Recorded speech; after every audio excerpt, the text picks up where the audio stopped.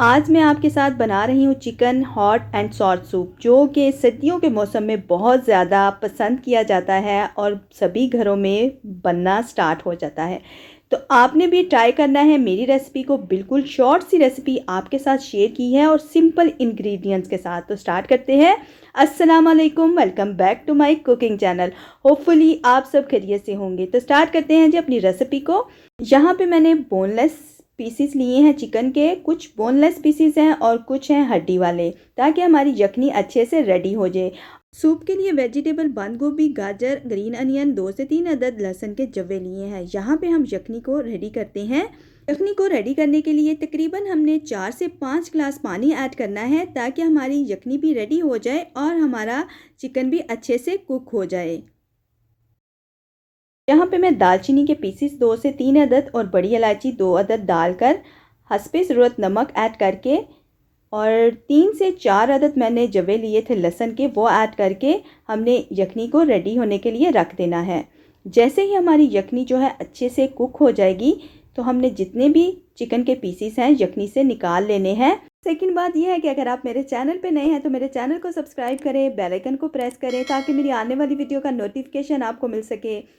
यखनी से पीसीस को निकाल कर इसको ठंडा करेंगे और ठंडा करने के बाद हम इसको श्रेड कर लेंगे। श्रेड किया हुआ चिकन जो है हम उसी यखनी में ऐड करेंगे। साथ में हम वेजिटेबल ऐड करेंगे, जैसे कि बंद गोभी और साथ में गाजर, ग्रीन अनियन है वो हम लास्ट में ऐड करेंगे। इन सभी चीज़ों को हम तकरीबन 1 से 2 मिनट के लिए कुक करेंगे, ताकि ये सारी चीज़ें अच्छे से यखनी में पक जाएं।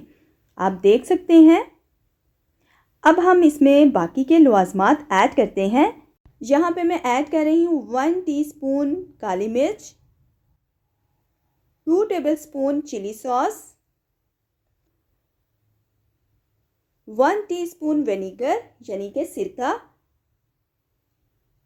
अच्छे से इन सभी चीज़ों को मिक्स करेंगे और 1 से 2 मिनट कुक करने के बाद यहाँ पे मैं ऐड कर रही हूँ कॉर्नफ्लोर, जो कि मैंने 2 टेबलस्पून के करीब लिया है और पानी में अच्छे से हल करके इसमें आहिस्ता आहिस्ता हमने इसको डालना है और मिक्स करते रहना है, ताकि इसमें गुठली या लम्स ना बने। 2 से 3 मिनट हम कुक करेंगे। उसके बाद हमने ऐड करना है जी अंडा। अच्छे तरीके से अंडे को फेंट लेंगे और इसी तरह हमने अंडे को डाल देना है, साथ साथ चम्मच नहीं चलाना, ताकि हमारा अंडा जो है अच्छे से पक जाए। और जब हम चम्मच को चलाएं और आप देख सकते हैं, उसकी थिकनेस को चेक कर सकते हैं, कंसिस्टेंसी को चेक कर सकते हैं और बहुत ही मज़े का सूप रेडी हो गया है हमारा।